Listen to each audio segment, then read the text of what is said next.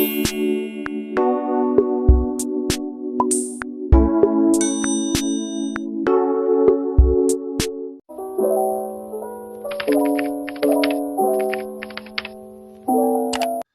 teman-teman, pada kesempatan kali ini kita akan membahas tentang pengaruh kebudayaan luar terhadap kebudayaan Indonesia.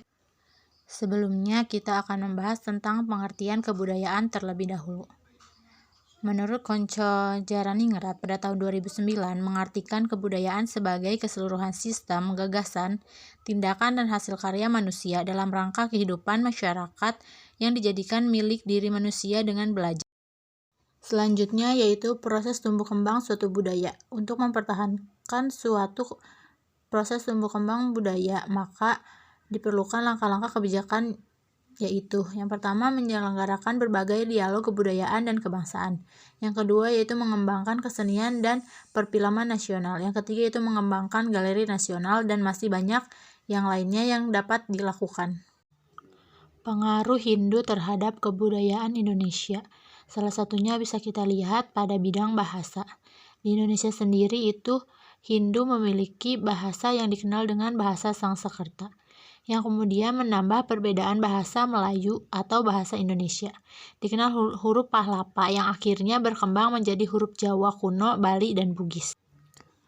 Adapun terhadap bidang kesenian, di Indonesia sendiri adanya relief candi yang mengambil kisah Ramayana atau Lalita Wistara dengan suasana kehidupan di Indonesia. Selanjutnya yaitu pengaruh Islam terhadap kebudayaan Indonesia. Adapun masuknya Islam ke Indonesia memiliki banyak teori. 4 diantaranya yang paling terkenal adalah teori Gujarat, teori Arab, teori Persia, dan teori Cina. Adapun beberapa hal yang memengaruhi kebudayaan Islam di Indonesia dapat bercirikan terhadap tempat ibadah di Indonesia.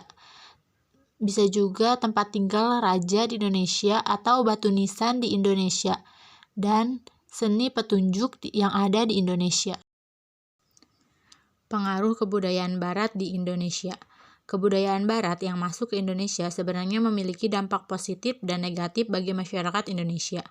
Dampak positif, misalnya kreativitas, inovasi, pengembangan ilmu pengetahuan dan teknologi, hidup disiplin dan profesionalitas, dan hal lainnya. Adapun dampak negatifnya adalah masyarakat Indonesia suka mengikuti cara berpakaian dan model ala Barat yang melanggar ajaran agama.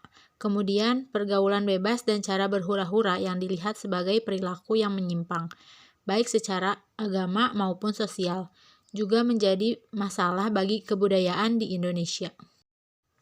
Pembahasan yang terakhir yaitu manfaat mempelajari kebudayaan-kebudayaan yang mempengaruhi kebudayaan Indonesia.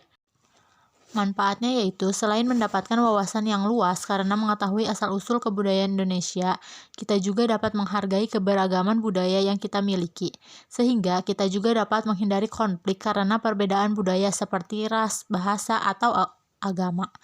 Kita juga dapat mengurangi cultural shock. Cultural shock adalah rasa terkejut karena perbedaan budaya yang bertolak belakang dengan budayanya.